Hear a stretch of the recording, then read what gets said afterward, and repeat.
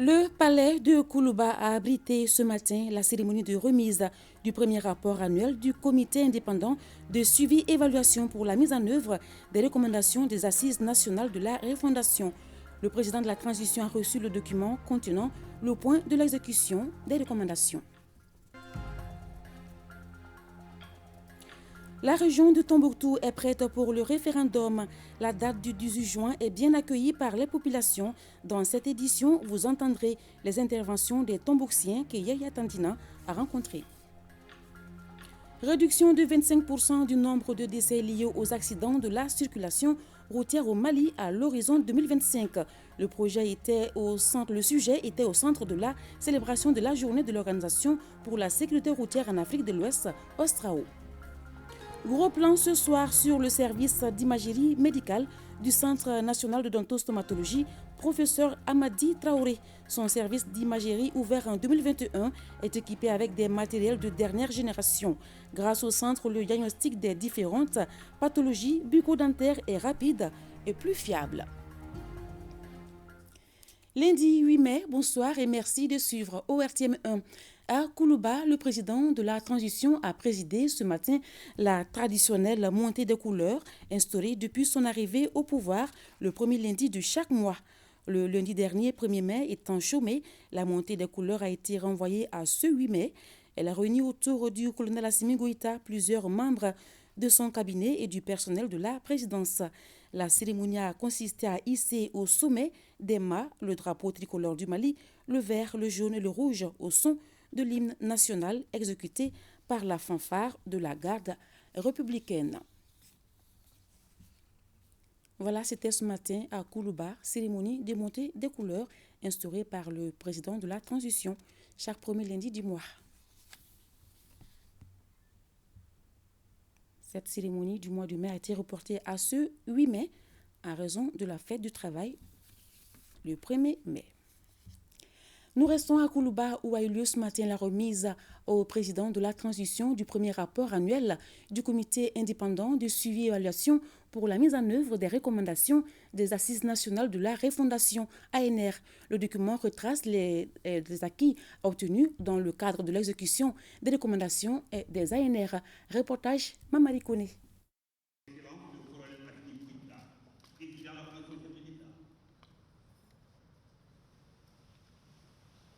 Environ un an après sa mise en place, le comité indépendant de suivi et évaluation pour la mise en œuvre des recommandations des Assises nationales de la refondation remet son premier rapport au président de la transition.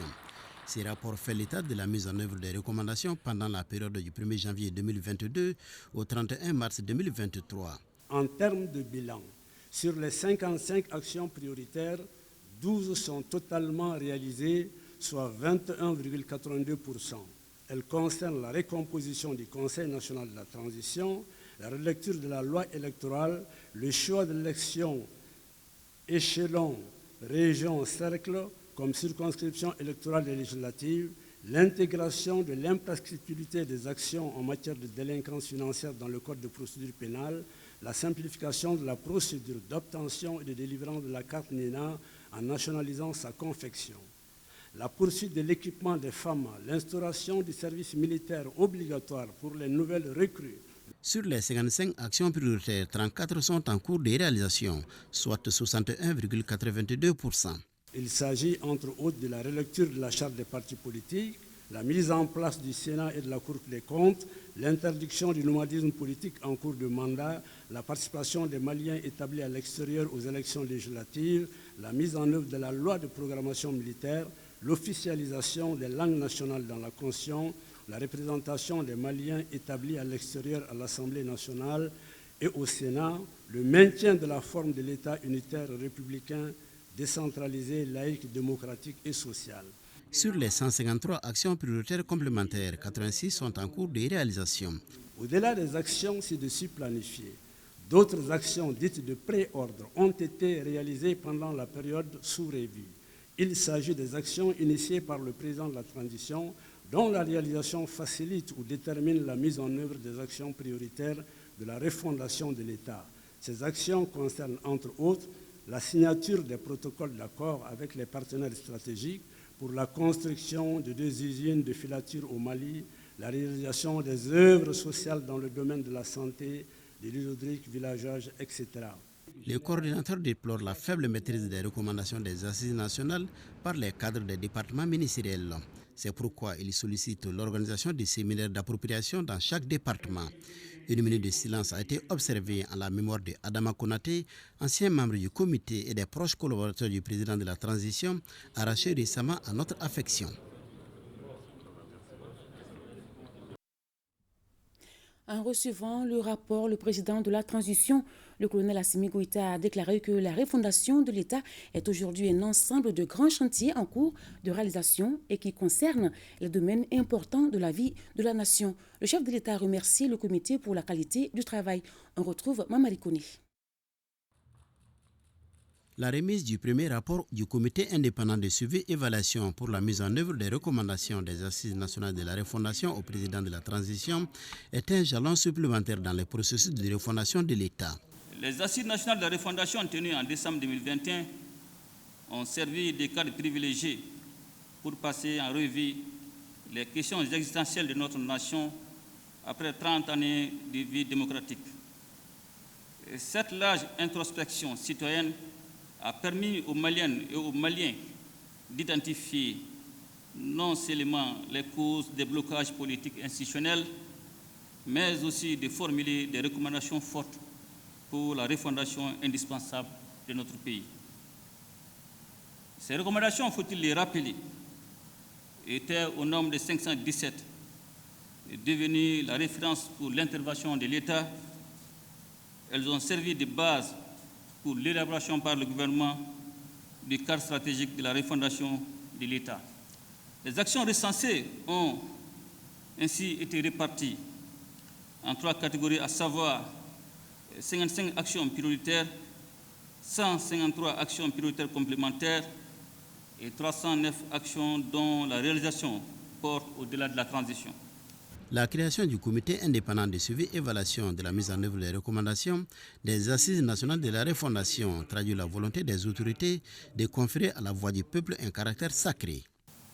Sa mise en place répond alors à un impératif de redevabilité qui devra désormais caractériser la gestion des affaires publiques. Dès lors, il ne fait nul doute que cette cérémonie constitue un des grands symboles du processus de refondation si l'on sait que la mission du sincère AR est avant tout de mesurer et d'apprécier l'exécution des recommandations formulées ainsi que les progrès réalisés sur la base d'informations pertinentes, collectées et d'indicateurs de résultats fiables. Les différents documents adoptés par le gouvernement, à savoir les cadres stratégiques de la refondation de l'État, le plan d'action de la refondation et le plan d'action prioritaire du gouvernement de la transition sont articulés autour de 5 axes stratégiques. En convergence avec les cadres stratégiques pour la relance économique et le développement, ils prévoient des actions touchant tous les aspects de la vie de notre nation, suivant un chronogramme de réalisation à court, moyen et long terme. C'est pourquoi le président de la transition a salué la tenue des assises nationales de la refondation avant d'inviter les membres du comité à surmonter les difficultés. La refondation de l'État est aujourd'hui un ensemble de grands chantiers en cours de réalisation et qui concernent les domaines importants de la vie nationale, comme les conditions de vie de la population, les infrastructures, les institutions, l'environnement et le comportement des hommes. C'est pourquoi nous devons garder constamment à l'esprit que sur ces questions, le peuple attend des résultats tangibles et bien mesurables.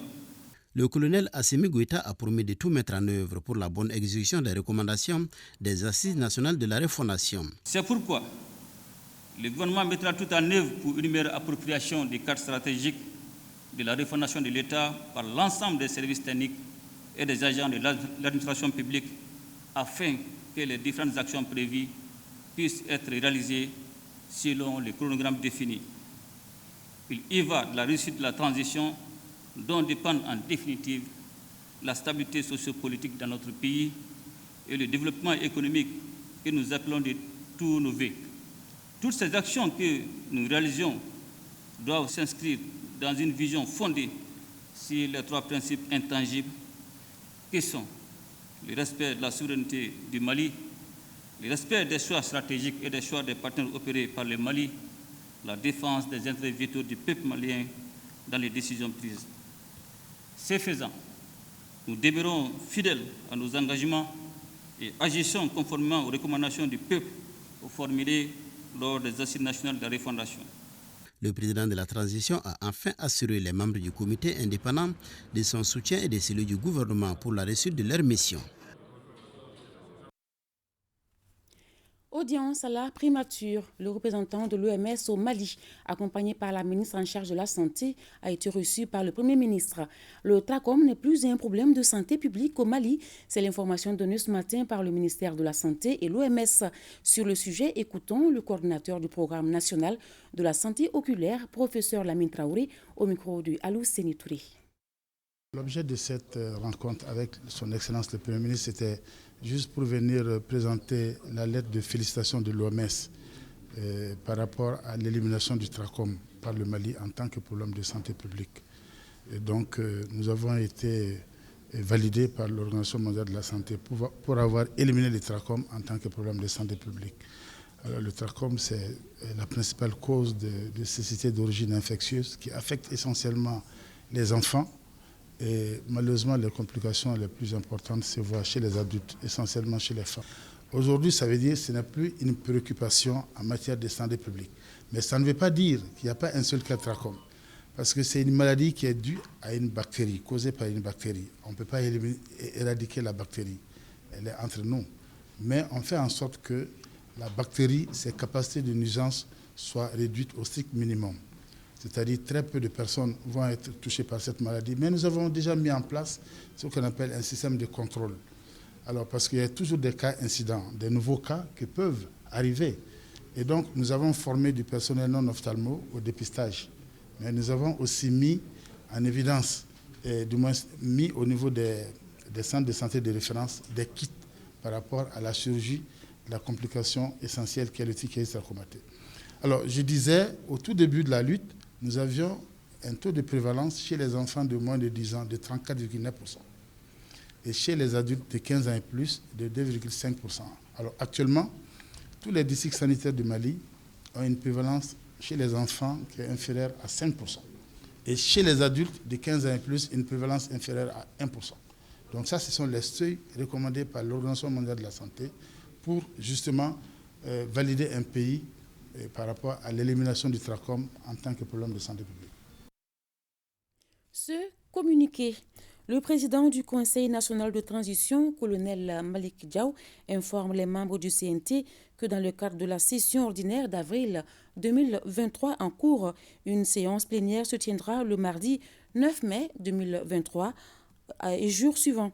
L'ordre du jour porte sur les points suivants: délibération sur les projets de loi de communication. Les travaux débuteront à partir de 9h dans la salle Djelibaba Sissoko du Centre international de conférence de Bamako, CICB.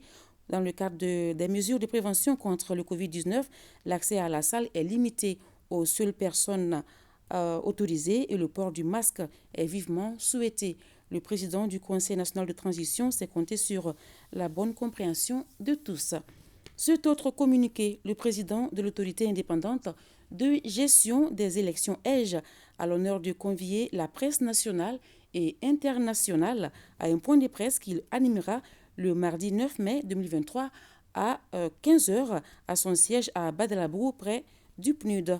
Compte tenu de l'importance de l'événement, le président de l'EGE s'est compté sur la présence de toute la presse.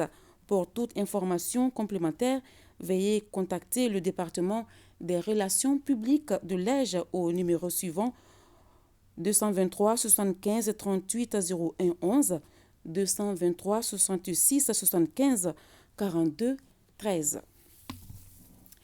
La date du 18 juin pour le référendum est bien accueillie à Tombouctou. Selon certaines personnes interviewées par Yaya Tandinan, le moment est opportun. Suivons. Nous nous réjouissons de cette décision à laquelle nous nous attendons il y a très longtemps. Le Mali a trop souffert et il est temps que cette crise multidimensionnelle prenne fin. Donc nous sommes vraiment très très réjouis de cette décision gouvernementale et nous y participerons. Donc cette date-là est vraiment raisonnable parce que nous avons en tout cas un mois devant nous et les gens s'attendent d'un moment à l'autre à la proclamation de cet événement-là. Donc je pense que c'est bienvenu et nous sommes tous acquis à la cause. Au nom de la coordination aussi des chefs de village et fractions de la commune Alafia, nous sommes très contents et très satisfaits de la nouvelle date fixée. Parce que après le rendez-vous de Bamako le 20 mars passé, nous avons sensibilisé, il y a eu une restitution au niveau du gouvernorat. Au niveau de notre commune, on a fait la restitution. Au niveau de chaque village aussi, on a demandé au chef de village de faire la restitution sur la nouvelle constitution. Donc les gens sont prêts. En tout cas, nous, on est prêts. C'est une bonne initiative que la date est fixée. Remercions les hautes autorités, en plus particulier le chef de l'État, le colonel Assimi Goïta, d'avoir respecté ses engagements. La coalition des organisations syndicales du secteur des affaires étrangères et des Maliens de l'extérieur a suspendu hier soir son mot d'ordre de grève. C'est à l'issue des échanges avec le ministre des Affaires étrangères et de la coopération internationale. Le communiqué de la coalition est lu par Abidine Aïdara, secrétaire général adjoint du syndicat, au micro de Namakita. La coalition des organisations syndicales du secteur des affaires étrangères et des Maliens de l'extérieur porte à la connaissance des travailleurs qu'elle a été reçue le 7 mai 2023 par le ministre des Affaires étrangères et de la coopération internationale, accompagné de ses collaborateurs. À l'issue des échanges, la coalition a décidé de suspendre son mot d'ordre de grève de 576 heures. La coalition remercie ses militants pour leur confiance et leur détermination à améliorer les conditions de vie et de travail au sein du secteur. Pour sa part, la coalition demeure engagée pour l'aboutissement des nobles et légitimes revendications, gage d'une diplomatie performante au service d'un Mali stable et prospère. Enfin, la coalition invite l'ensemble des travailleurs à prendre part à une assemblée générale de restitution demain mardi 9 mai 2023 à partir de 10h dans la salle de conférence Maître Alioune Blondin Bey du ministère des Affaires étrangères et de la coopération internationale. Les acteurs de la justice sont réunis ici à Bamako pour finaliser les avant-projets du Code pénal et de la procédure pénale. Il s'agira pour eux pendant 10 jours de procéder à un examen des textes et de s'assurer de la conformité des documents. Boubacar Bablé-Touré pour plus de précisions. Après une série de rencontres autour des textes des avant-projets de code pénal et de code de procédure pénale, l'heure est à sa finalisation. C'est le sens de ce présent atelier qui va permettre aux acteurs de la chaîne pénale de procéder à un examen minutieux des textes et de s'assurer de sa conformité tant dans le fond que dans la forme. Cet exercice qui se veut une mise à jour de l'outil de répression va permettre aux acteurs de la grande famille judiciaire de faire face efficacement aux différentes formes de criminalité en perpétuelle mutation, notamment le terrorisme, la criminalité transnationale. Les travaux de cette retraite entrent dans le cadre du plan de travail du département et s'inscrivent parmi les innombrables réformes législatives et réglementaires nécessaires, entreprises pour la mise en œuvre de nos textes fondamentaux répressifs afin de les expurger des insuffisances, des anachronismes, voire des contradictions maintes fois relevées au cours des nombreuses années de pratique et de mise en œuvre. Pour l'atteinte de ces résultats, l'accompagnement des partenaires techniques et financiers à travers ECAP Sahel a été plus que nécessaire. Commencé depuis plus de 5 ans, le processus de relecture du Code pénal et du Code de procédure pénale s'inscrit dans un cadre plus global de réformes visant à moderniser le service public de la justice pour une meilleure administration, mais aussi une bonne distribution de la justice et une articulation efficace du système pénal. C'est pour cette raison que la mission civile EUCAP Sahel Mali, en partenariat avec le programme d'appui à la stabilisation du Mali à travers le renforcement de l'état de droit, POSMED, mis en œuvre conjointement par le PNUD, ONU Femmes et la MINUSMA, à travers le financement du Royaume des Pays-Bas et du Fonds des Nations Unies pour la conciliation de la paix, œuvre aux côtés des autorités maliennes. Au terme de cet atelier qui se tient du 8 au 18 mai prochain, le document finalisé des avant-projets de code pénal et de procédure pénale sera transmis au gouvernement afin de soumettre au CNT pour vote. Une quarantaine d'agents des douanes du Mali suivent depuis ce matin un atelier sur la lutte contre la contrefaçon et le piratage. Foussani Tungara nous donne les détails. La tenue du présent atelier. Des éléments explicatifs du directeur général des douanes du Mali relatifs à la tenue de cet atelier de haut niveau de 5 jours. La contrefaçon et le piratage constituent une triple menace pour la santé publique, pour la sécurité des consommateurs et pour l'économie nationale. C'est pour cette raison que la douane malienne a sollicité et obtenu de l'Organisation mondiale des douanes la tenue du présent atelier, ce qui concerne 20 agents de douane et une journée dédiée aux titulaires des droits et les autres parties prenantes. Le présent atelier offrira, j'en suis sûr, aux participants les outils nécessaires pour lutter efficacement contre la contrefaçon et le piratage. La direction des douanes du Mali pour cet exercice est soutenue par l'Organisation mondiale des douanes, qui a pour mission d'améliorer l'efficacité des administrations douanières. Cet organisme attache du prix à sa collaboration avec le Mali et pour plusieurs raisons. Il me plaît ici de féliciter l'engagement des douanes maliennes dans la lutte contre les trafics du faux. Au niveau de l'OMD, nous menons beaucoup d'activités et le Mali a toujours été un acteur important, non seulement dans la sous-région AOC, mais aussi au niveau international. Donc c'est le lieu de féliciter le leadership et la vision du DG. Donc grâce à la vision et à son soutien, le Mali a pu avoir au niveau de l'OMD la première femme accréditée, experte accréditée en matière des DPI. Le département des finances s'est réjoui de la tenue de cet atelier dont le sujet central est parmi les orientations édictées par les plus hautes autorités à la direction des douanes du Mali. De nos jours, la contrefaçon et le piratage sont préoccupants pour les États et la communauté internationale en ce qu'ils constituent des menaces entretenues par des organisations criminelles et des défis auxquels ils doivent faire face. Les conséquences sont néfastes et incalculables sur la santé, la sécurité et l'économie. L'administration des douanes se trouve en première ligne pour garantir le respect des droits de propriété intellectuelle aux frontières du pays. Elle a besoin d'une collaboration active des titulaires des droits pour jouer efficacement son rôle de protection des droits de propriété intellectuelle. En marge de la cérémonie d'ouverture, le directeur général des douanes a annoncé que le Mali vient d'être choisi pour abriter l'année prochaine la rencontre des directeurs généraux des douanes de l'Afrique de l'Ouest et de l'Afrique centrale. Un autre défi de taille pour le Mali. Le Mali, à l'instar des pays de la CEDEAO, a célébré ce lundi 8 mai 2023 la journée de l'Organisation pour la sécurité routière en Afrique de l'Ouest, OSRAO, sous le thème « Améliorer la gestion des données de sécurité routière en Afrique de l'Ouest », un appel à l'action. Le reportage de Jules Sambo Sissoko. Comment réduire les accidents de la circulation routière et leurs conséquences socio-économiques dans l'espace CEDEAO? La préoccupation mobilise toutes les énergies des dirigeants et responsables des agences et structures en charge de la sécurité routière. C'est dans ce contexte que la 10e édition de la journée de l'OSRAO est célébrée sous le thème « Améliorer la gestion des données de la sécurité routière en Afrique de l'Ouest ». Un appel à l'action. Les défis qui nous attendent concernant la sécurité routière. Il est apparu clairement qu'aujourd'hui, ce qui manque pour lutter efficacement contre l'insécurité routière, c'est d'avoir des données fiables et suffisamment détaillées qui puissent être des outils d'aide à la décision.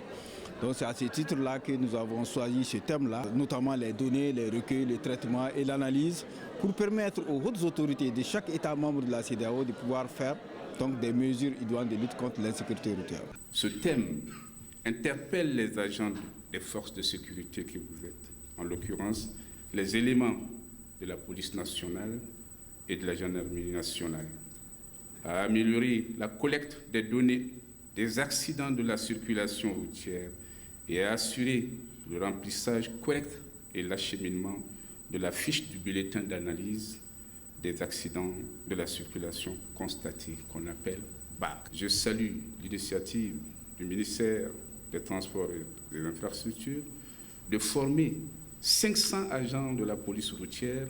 L'engagement du département des transports et des infrastructures reste intact avec un accent particulier sur le respect du code de la route. Il s'inscrit dans l'objectif global fixé par les plus hautes autorités du pays dans les documents de stratégie nationale de sécurité routière qui est de réduire les taux de mortalité des accidents de la circulation de la route de 50% en les ramenant de 25 tués pour 100 000 habitants à 12 tués par 100 000 habitants à l'horizon 2030. La session de formation inaugurale des agents de sécurité a commencé après la cérémonie de lancement des activités de la journée de l'Osrao au Mali. Les établissements Gakoy et Frères agrandissent leurs locaux.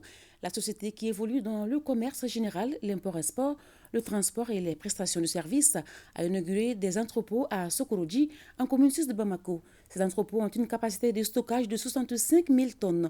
Compte rendu, Mohamed Kentao. Moins de soucis dans l'entreposage, la conservation des denrées alimentaires et l'accessibilité des produits alimentaires et nutritionnels au Mali. Les établissements Gakoy et Frères viennent d'inaugurer de nouveaux entrepôts à Sokorodi, en commune 6 du district de Bamako. Bâtis sur une superficie de 7500 m², ces entrepôts ont une capacité de stockage de 65 000 tonnes. Les infrastructures sont composées comme suit. Au rez-de-chaussée, vous avez 2 entrepôts d'une capacité de 60 000 tonnes.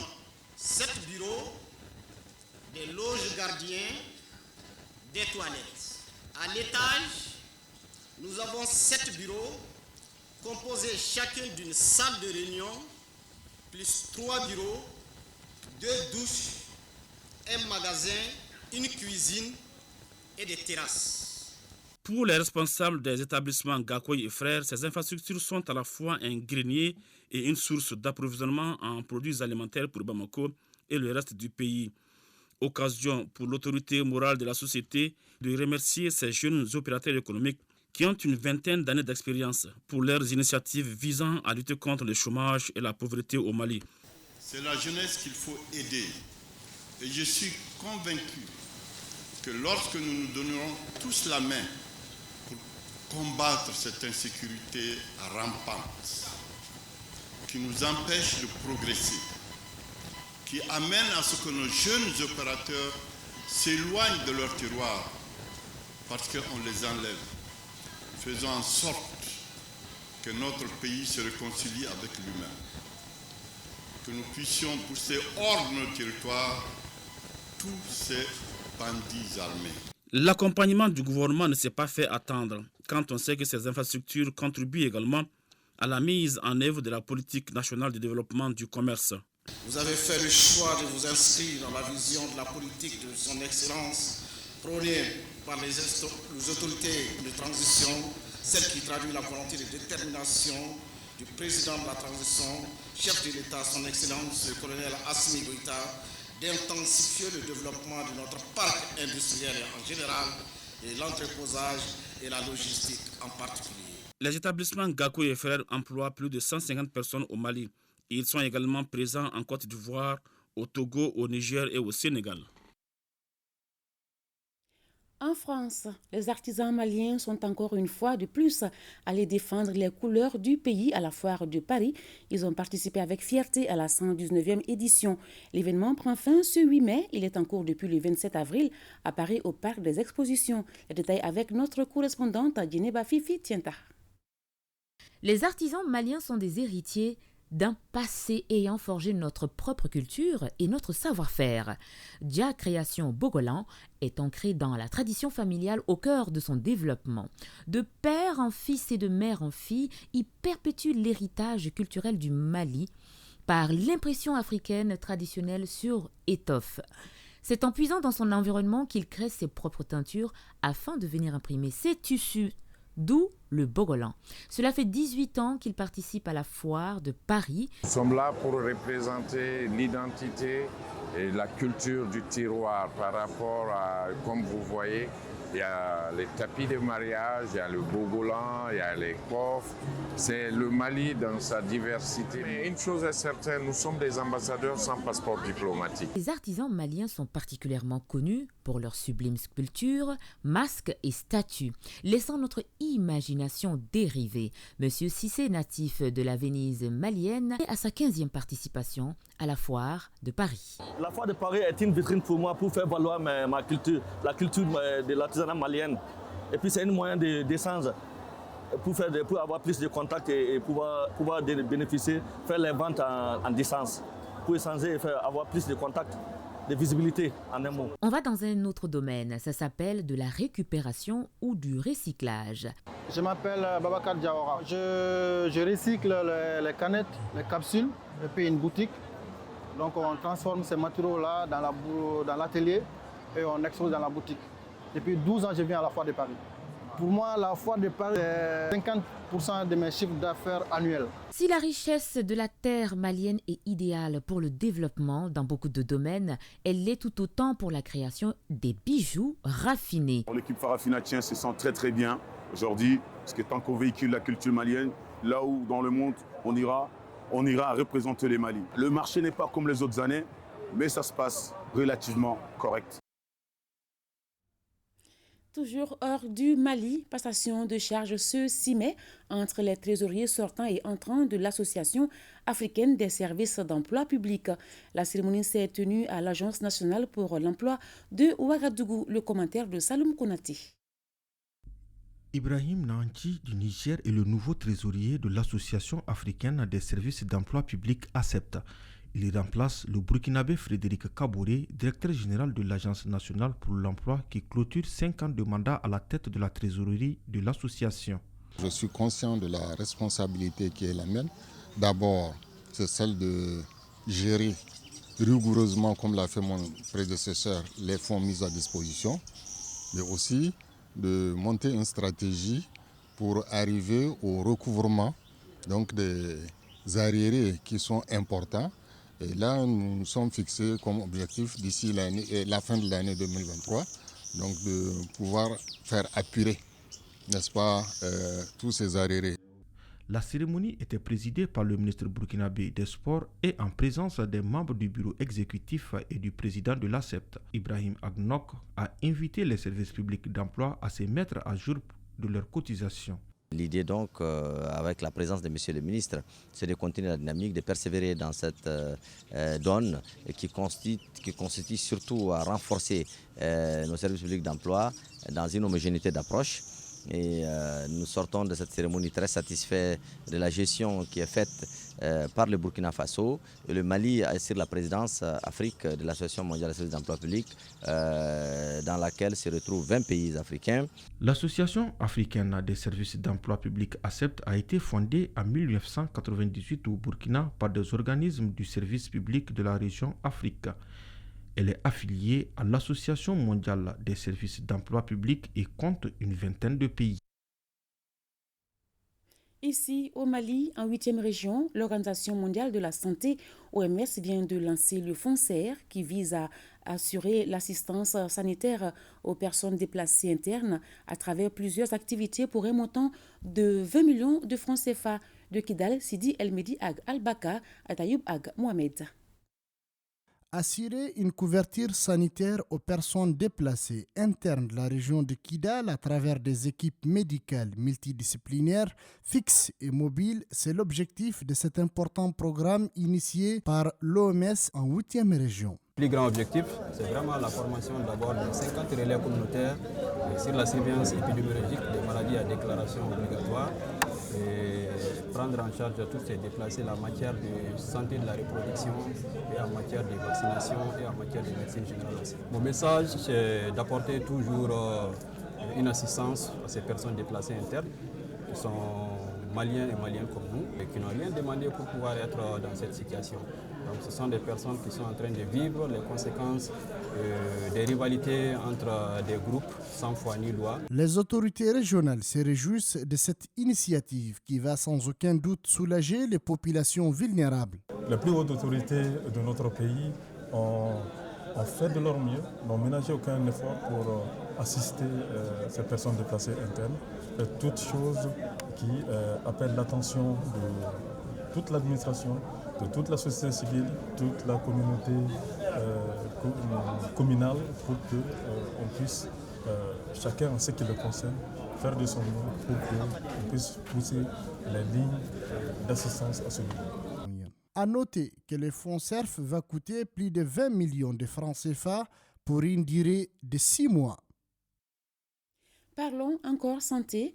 La direction régionale de la santé de Tombouctou dispose désormais d'entrepôts pour un meilleur stockage des intrants nutritionnels et des vaccins.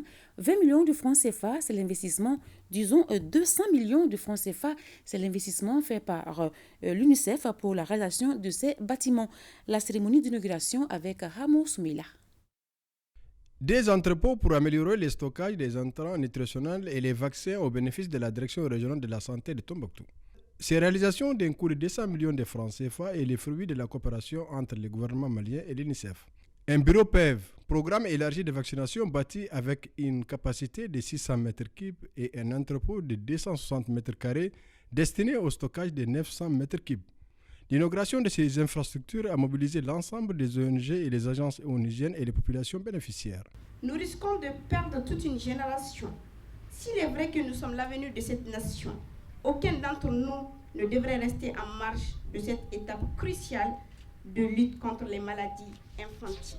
Cet appui donc de l'UNICEF à la région de Tombouctou s'inscrit dans le cadre d'une action pour que plus d'enfants dans la région grandissent en bonne santé, conformément aux articles 6 et 24 de la Convention relative aux droits des enfants, mais aussi au troisième objectif du développement durable, qui est de permettre à tous de vivre en bonne santé et promouvoir le bien-être de tous à tout âge.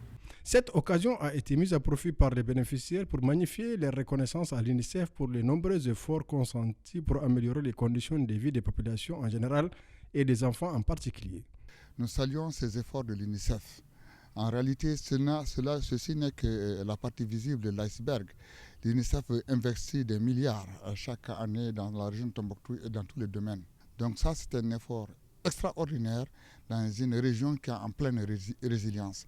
Cette réalisation répond bien à un besoin réel exprimé par les autorités administratives de la région, s'inscrivant dans la vision des autorités de la transition sous le leadership de son Excellence le colonel Assimi Goïta, président de la transition, chef de l'État.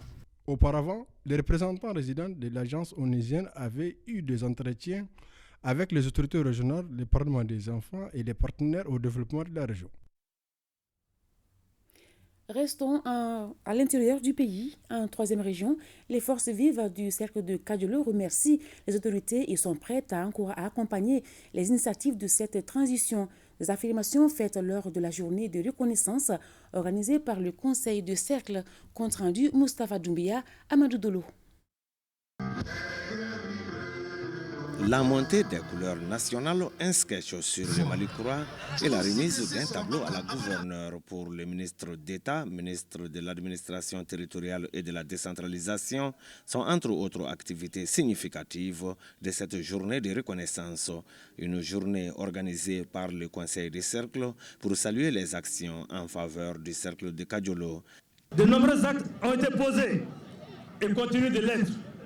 Nous signalerons juste l'achèvement des travaux de bitumage avec des commodités rares au Mali, l'éclairage public et les feux tricolores, des forages équipés dans certains de nos villages pour donner de l'eau potable, des dons de plusieurs tonnes de vivres aux familles démunies et le don d'une ambulance médicalisée toute neuve au centre de santé de référence de Kadiolo par monsieur le président, le chef de l'État, le président de la transition, colonel Assimi Goïta.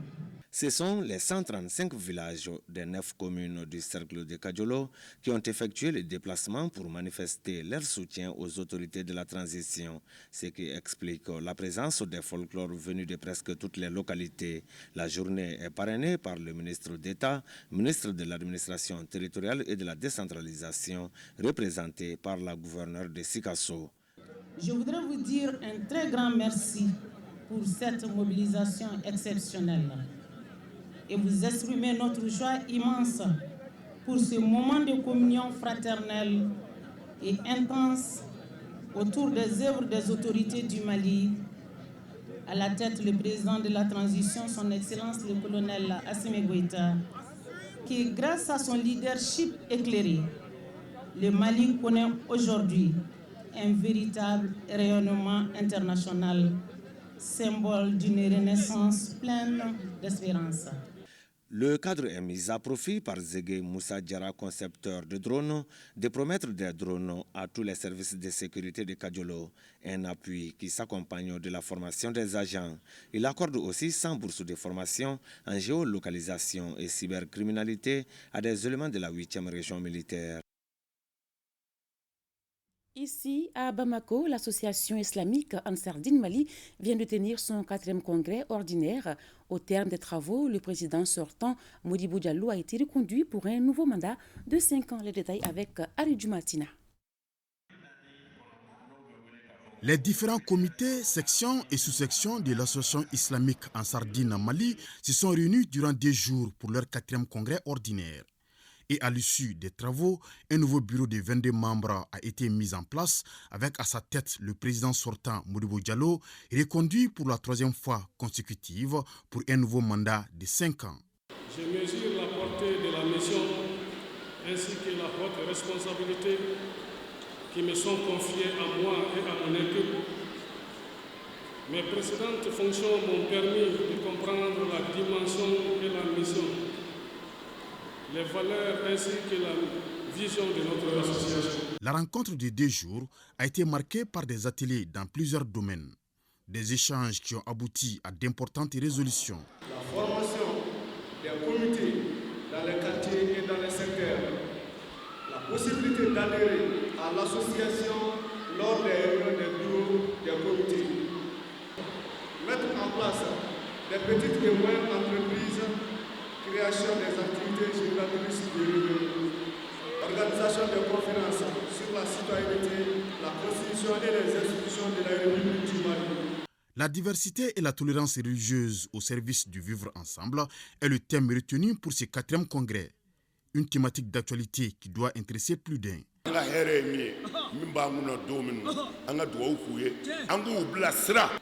Anti fanga kele ambi deme ka bara nyuma bela foka sisi nga fuika jena ni sira blala yoro mina on bo fo o ye on ma ja ko la hara ala bi on nyini ngade ayo fama o bla sira jumenka on bi bolo ka sunongo ni ala ka tangade kan jigito anga sora suka anga finitigi be on ba anga finitigi jamana o jamana ni ti ka finitigi fe ala itachen parce que olu debi ni toroche. Outre la diffusion de l'islam, religion de paix et de tolérance, la saine compréhension de l'islam par la formation et l'information, ainsi que l'amélioration du comportement moral et spirituel du fidèle musulman, l'association Ansar Din procède également à la réalisation d'infrastructures sanitaires, éducatives et religieuses.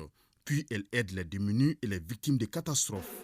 Garant moral et spirituel de l'association, son guide Chérif Ousmane Madani Aïdara veille à la conformité et au respect des orientations et de l'esprit de la structure.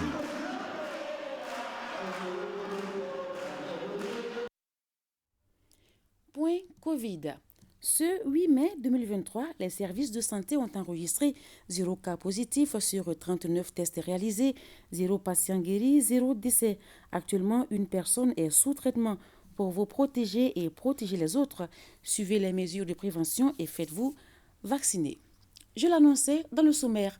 Le Centre national d'odontostomatologie, professeur Hamadi Traoré, dispose depuis 2021 d'un service d'imagerie médicale. Il est composé d'un scanner, d'une échographie de dernière génération, d'une table de radiographie os poumons et d'une radiographie panoramique dentaire. Ce service vient renforcer les spécialistes d'odontostomatologie dans le diagnostic des différentes pathologies.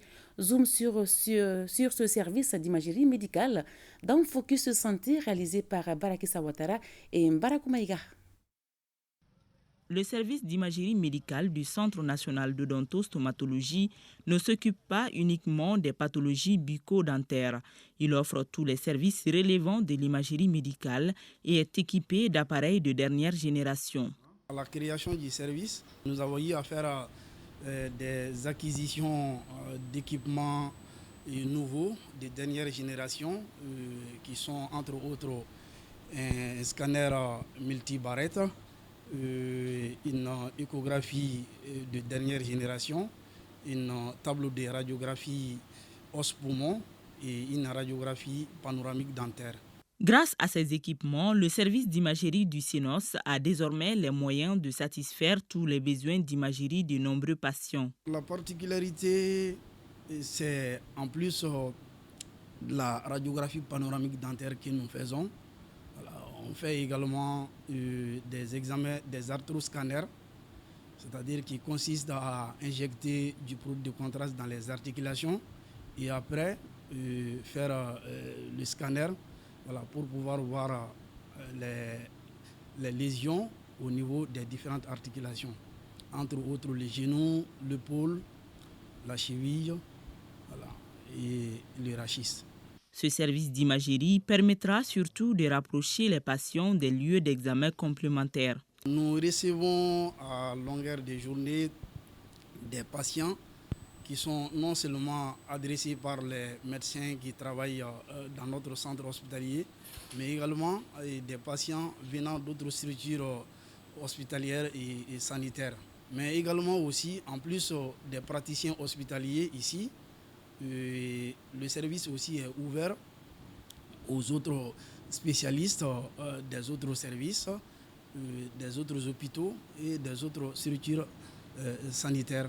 Ce service d'imagerie est d'un grand appui pour les autorités sanitaires qui aspirent à assurer l'accessibilité géographique et financière de l'ensemble des populations pour des services de santé de qualité. Voilà, fin de cette édition. Merci de l'avoir suivi. Retrouvez à 23h Bemba Sibi pour la dernière édition. Bon suite de programme sur ORTM 1.